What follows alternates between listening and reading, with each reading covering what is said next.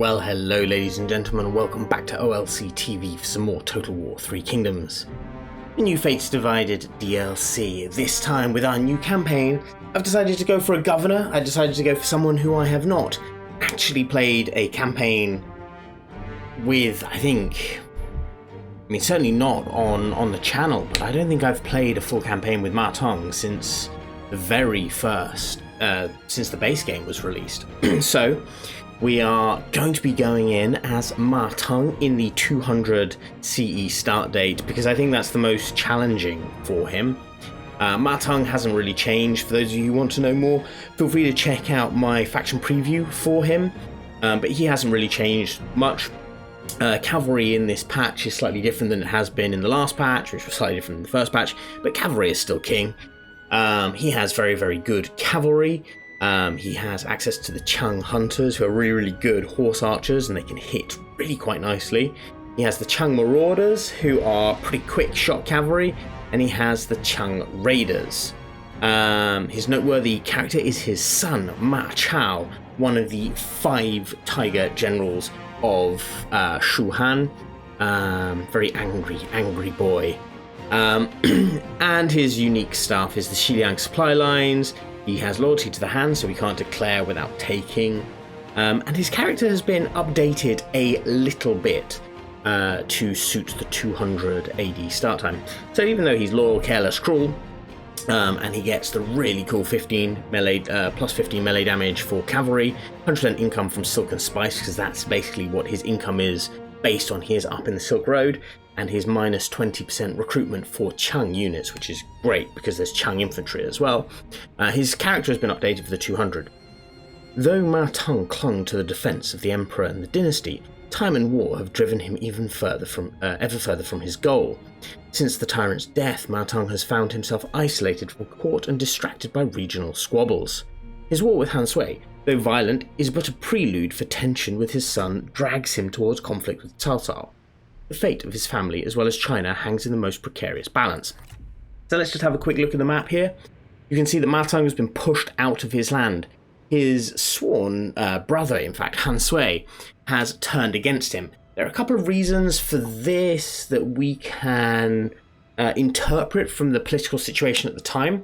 Number one was that Ma Teng had actually been used by some of Cao Cao's governors, the likes of Zhang Ji and Du Ji, over in the Hedong and sort of Chang'an area to help in the war against Yuan Shao. And Han Sui was at this stage the leader of the Liangzhou rebellion, and Han Sui was supposed to be sort of supporting him, at least not acting on behalf of the Emperor, but by aiding Cao Cao, he was aiding the Emperor, and that drove a wedge between them. There was also a general push from Han Sui. He wanted to continue whilst the land was in chaos. He wanted to continue to press certain claims to territory and land and expand his holdings that Ma Teng could not do as effectively a subject of Cao Cao. So there's some interesting stuff that led to some bloody skirmishes that Ma Teng was losing when this kicks off. Of course, that would eventually lead to Ma Chao effectively joining Han Sui, and then to Han Sui and Ma Chao's fallout and everything falling into chaos once more for the northwest. But we start with the war between Han Sui and Ma Teng in full flow when this begins. Alright, ladies and gentlemen, enough of the history lesson, let's get into it.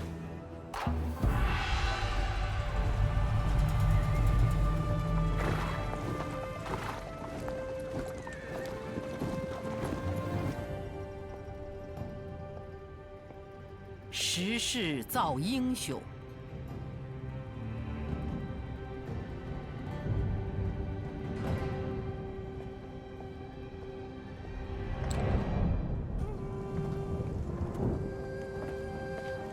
然，英雄与奸雄，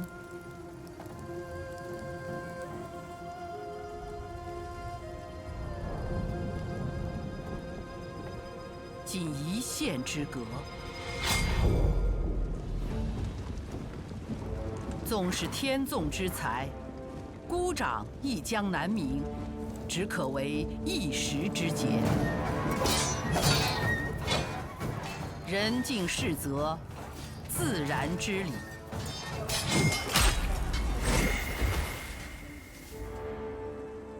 但智者当知晓，何时应搁置野心，共图大业。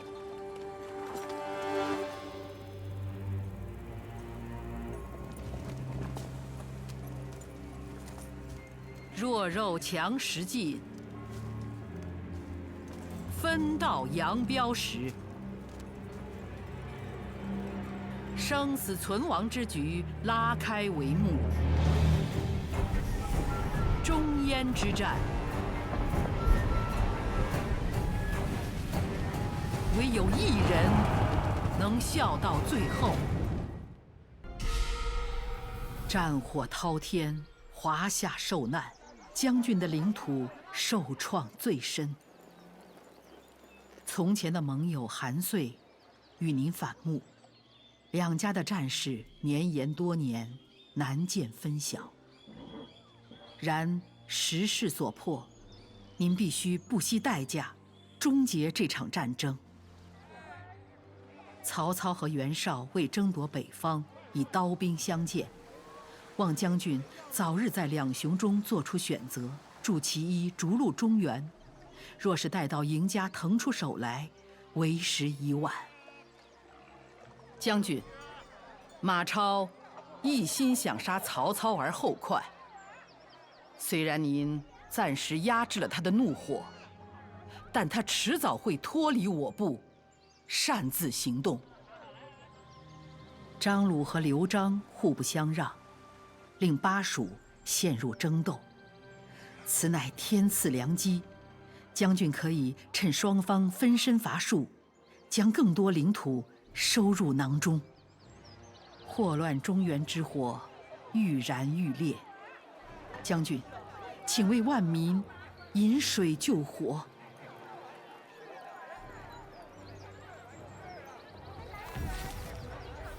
Okay, so here we are. Thank you, advisor. I love the way they say that Cao Cao or Yuan Shao, whoever wins, will become unstoppable, therefore rendering playing any other faction in this starting time completely irrelevant.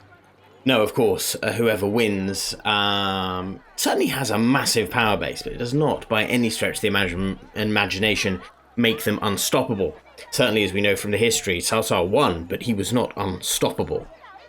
He was quite famously stopped on a couple of occasions, both at Dingjun and at Tribi, Red Cliffs and Mount Dingjun.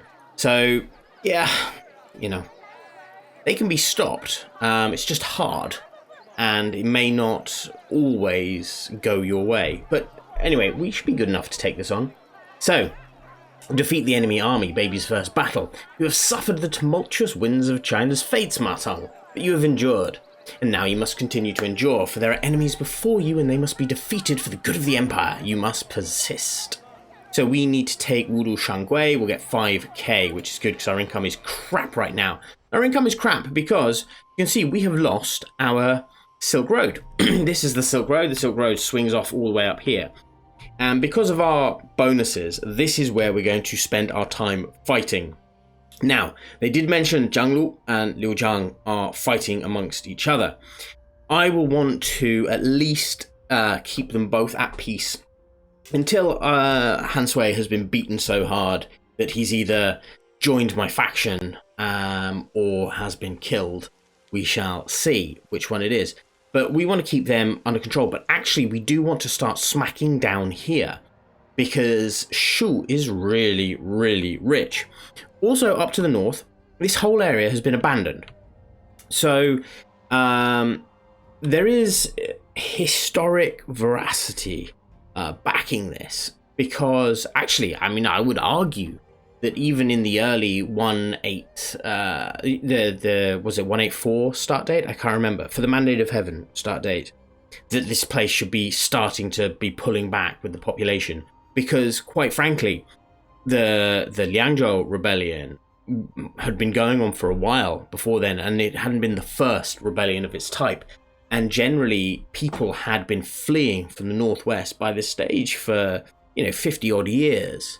So this place was pretty desolate, and that meant that the Chinese government, prior to this 200 start date, but sort of around the time of the Yellow Tome Rebellion, only held like isolated trading towns and outposts. They did not hold the great expanse. That was controlled by nomadic tribes. And I would like to see, genuinely would like to see the game add nomadic tribes coming in from here. Like the Xiongnu, displaced Xiongnu, displaced Wuhan, because Wuhan are sort of over here still, but they could be coming down. And even Xianbi raiders. And I'd like to see them just added over here as well, because, I'd like to see them added. But who knows if they'll do that. Anyway, enough of that. Having a look at who we have. So, we have Ma Teng, of course. General Ma Teng, the protector of the West. He moves very fast. They haven't done any of the really cool, scary stuff, but he's pretty solid. Unyielding Earth is coming up very soon. Final Rush is useless. We're not going to worry about that. But the cool thing about him is he does come with a weapon. He's got decent armor. He's not bad.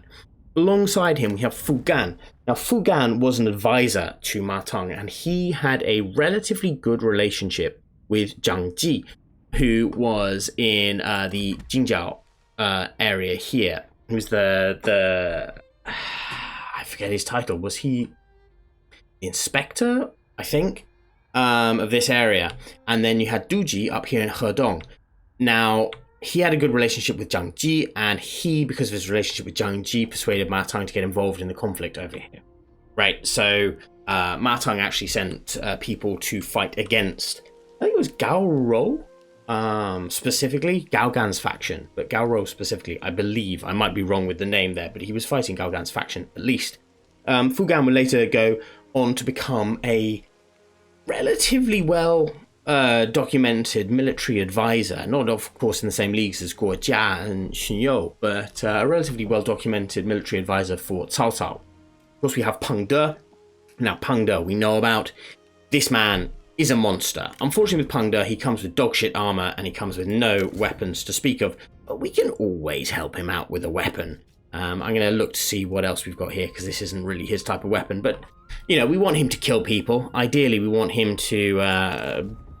do we have anything here that can help? No, such a shame. We've got nothing that can help it. Ooh, we have one of those, though.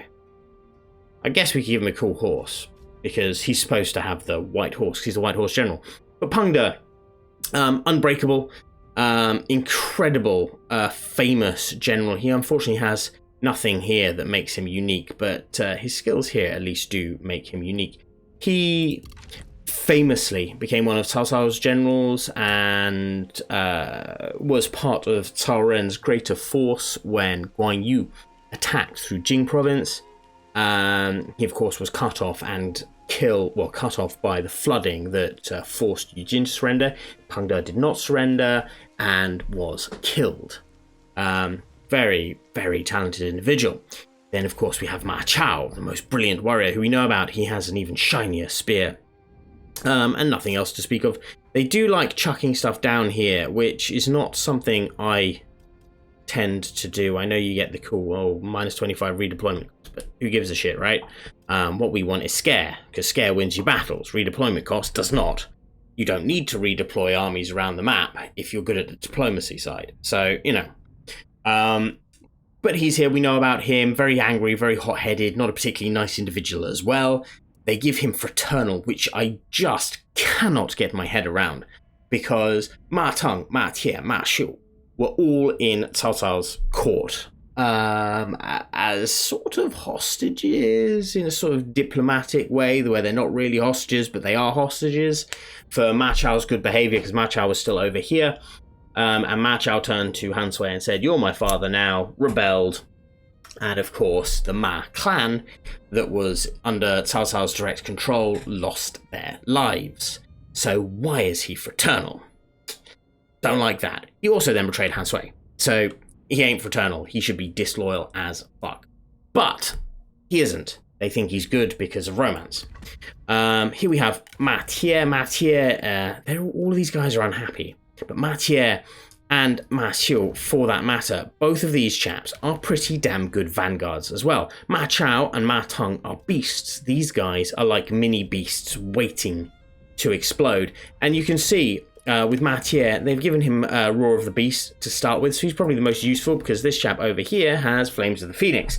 And even though both of them are very, very good, Roar of the Beast sort of, you know, can early game force people to retreat very, very quickly. But they are seriously good, these two, seriously good. Then we have Hualan Li as well, and she is a very, very solid sentinel who can be easily built up to be a very good fighting sentinel. Unfortunately, everyone hates us. We'll need to deal with that. We have a eunuch as well. We definitely don't want to give that to a prime minister, heir, or faction leader. But we could give it to Fugan. Fugan has no such ambitions as yet. He's simply not good enough. We'll give him that. I think we are going to give Peng De this weapon for now because he is fighting whilst the other two are not. And I'm going to give him the pony as well because he deserves a good horse from the get-go. On the other side, just to keep these chaps happy, we'll give you one of those. That will get you to shut up for a little bit. You're 17, you're 12. Well, you can have that one. I guess we could give the authority to Ma Teng, but hey, we'll manage it. While we're here, we have a choice of a chancellor. Now, peasantry. She's very unhappy. And she's married to me. Wow. We definitely don't want them as chancellor. Fugan simply isn't good enough. We throw her in, it's going to eat our money, though. That's the problem. But she is higher. There you go. You can go in as family. Let's just go straight nepotism. We're going to give everything to the people around us. Trade agreement. Trade agreement. We are going to work with. We're going to work with Zhang Lu because. No, we can't do that, but we can do that. That's going to keep him on side. He is slightly more angry. Non-aggression, though, we should be able to get with this boy. So we can negotiate that. Receive marriage as well. You're 65. No, I don't think so. And go on, chuck us just a little bit of cash. There. Every little helps. Let's flush him for that, and then nothing here, unfortunately. Peace with Han Sui is not going to happen. So we've got trade coming in. Now, our armies. This guy here has nothing going for him. We have a force here. Actually, we want a strategist. We want to split these guys up, but that's not how it's going to work right at this moment in time. First thing we're going to do is march straight on Shangwei. We need to take this back because we need the coin. So this will be a decisive victory, but we need to minimize losses, so I am going to fight this. This is a piece of piss victory. But we don't have cash. We don't really have good replenishment. Things not in our favor. Let's get into this. Let's smash them.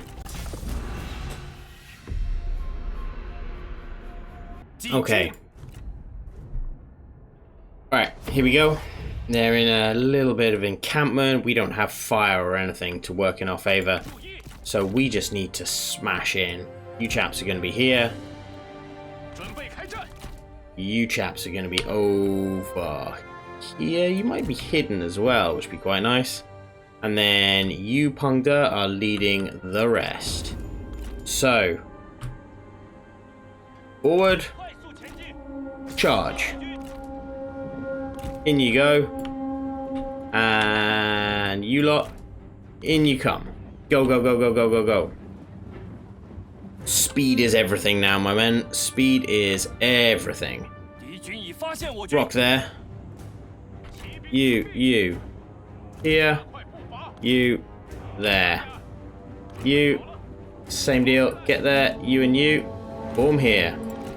In you go. Create havoc. In. Hamstring them. Excellent job. Charge. Got no loose formation at all. Start to rain arrows in, my men. Rain arrows. In you go. In you go. 1, 2. charge. 1, 2, charge. Go, go, go, go, go. No idea where on earth you think you're going. In, raw. Make them pay. In, raw. This should do wonders for us. They're going to be crushed. They're going to be crushed. We're in here. The killing has begun. Now, because this is baby's first battle, Peng De, chase, go. Go, go, go, go, go. You, go. You, go. Chase them, chase them, chase them. Kill everything. Peng De, get out of there. He's still on his horse, thankfully. Chase them.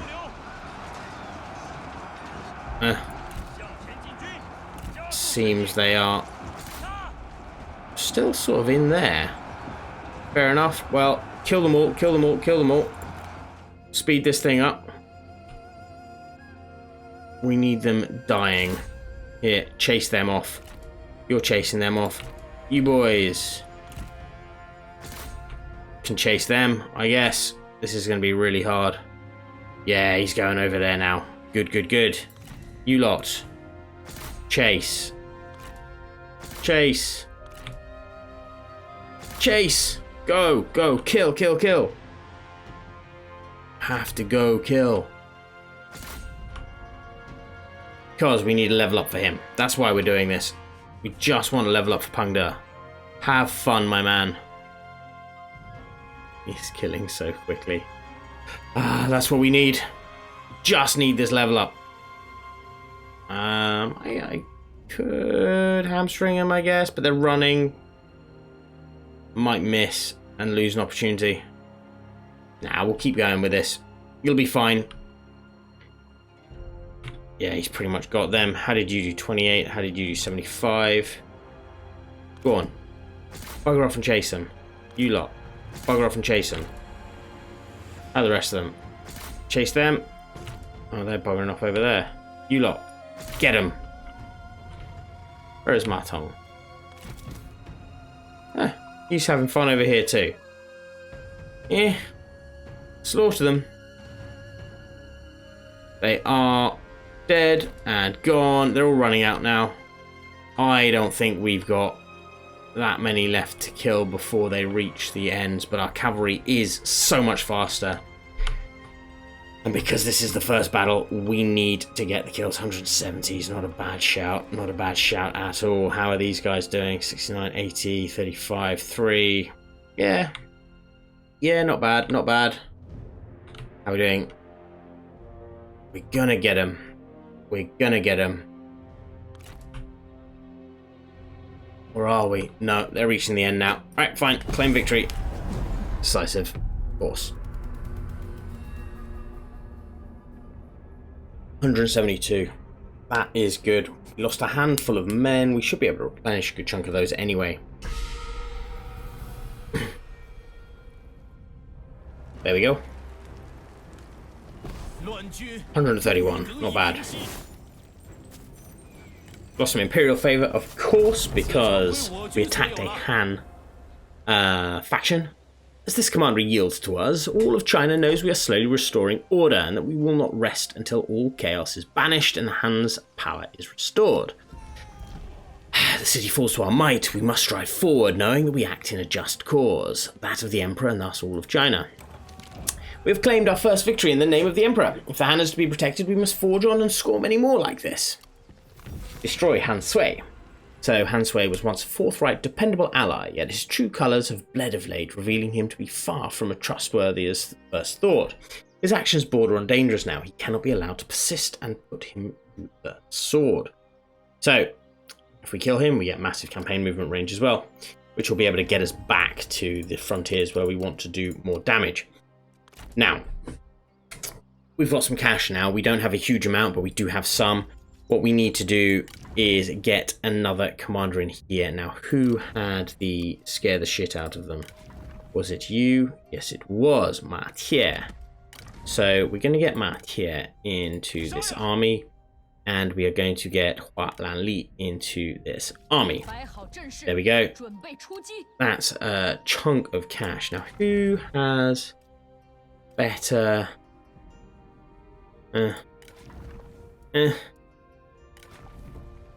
You do. How disappointing. Okay.